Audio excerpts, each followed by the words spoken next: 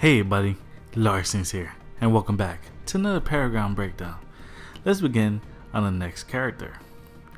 Robots. You always wanted one? You always want to control one? You always want to be one?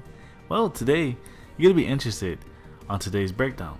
Cause last week, we had a new character coming into the roster of Paragon. And his name is Grim.Exe. I would have did him last week, but I had all my data on Sparrow. And since she's my main, she's way more important. Not saying that Grim's not important, but let's just see his model and see what he's rolling with and see how you play with Grim.Exe and what's his downfalls and his strengths. Now scrolling over to his character, let's see. Ooh man, he looks really cool. I like the fact that his gun looks so enormous. He has like little tiny legs. He looks like a T-Rex but reversed. Now he just looks like they just put anything on him, but he still looks badass. And keep in mind guys, that this big robot is not actually Grim. He's actually X. Grim is this little imp that's floating around. I don't know what he uses to control Grim. I'm guessing the souls of the innocents. But looking at his portraits, he looks like he's focused on intelligence and corruption cards. His base attack at 8, which is pretty good. Ability power at 5, which is also really okay. Durability at 3 means that he can't take a fight, but you'd be surprised what he can do. And mobility at 1, meaning he's slow as molasses. Now, like I said before, Grim is an interesting character because his passive overcharge means if he doesn't attack for 8 seconds, he does a little bit more damage and he actually negates some of your armor resistance, which is very effective. Your basic attack is your pulse cannon, does 40 damage vanilla wise. Your escape move is Deflect Shield. Now this one is a very good move if you know how to use it. Timing is very important for this move. Your primary move is Displacement Blast, which he lobs a little like ball that knocks enemies over when it hits the ground. Very effective for offense and defense. I definitely don't recommend maxing this out. Max this one out. Suppression mode, where Grim changes a little bit of form and he shoots like bullets that do slow damage. But if you want to do a nice little tracking shot, you want to do some death, you do GTFO, aka Death Ball. Now, I'm not going to call it GTFO, I'm going to call it Death Ball. And you're going to see why.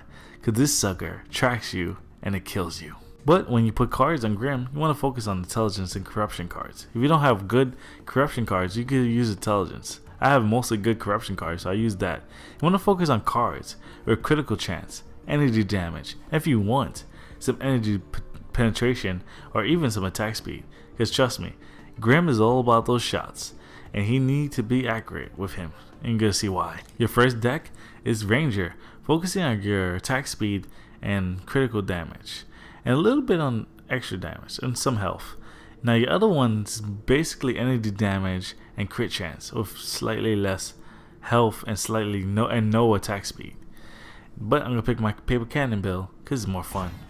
Now before I start, let me let you guys know that GTFO I couldn't show you guys. I have to do it on top of an enemy. But this is your pulse cannon. Now you can see how far Grim.Exe's range is by seeing the black marks on the floor. It's pretty effective.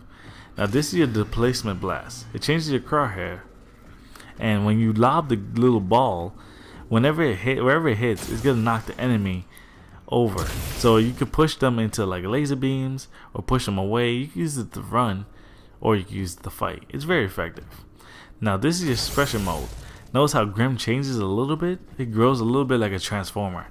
Now these shots do slow on enemies and does a lot extra damage. Want to focus on maxing that one out.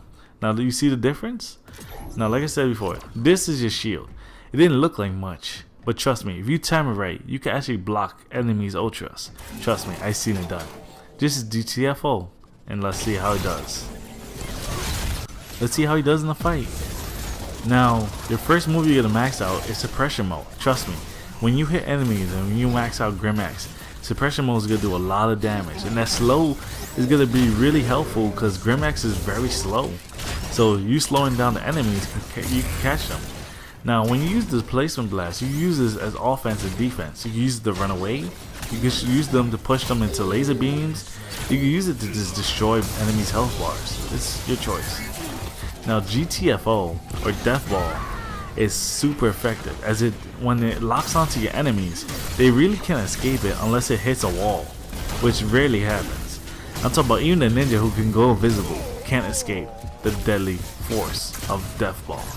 Now even look at this raccoon. You see I used suppression mode. Look, he's so far in the air, but guess what? He can't escape my Death Ball. Now like I said, Grim.Exe is very slow, so you want to really focus on your suppress mode. He does a lot of damage if you know how to use it. Grim.Exe packs a punch. You want to make sure you maximize suppression mode, because Grim.Exe is slow, and you slowing enemies and doing massive damage will very help. I recommend cards on energy damage, critical chance, and if you want attack speed, but I put attack speed and a little bit of energy penetration, because when people try to tank you and you hit them with some surprising crits, they'll run for the hills. But like I said, you want to maximize suppression mode. It's very effective when it's maxed out. Make sure you time your shields perfectly, because if you time it right, you can block some enemies' ultras and take no damage, which is very fun to watch.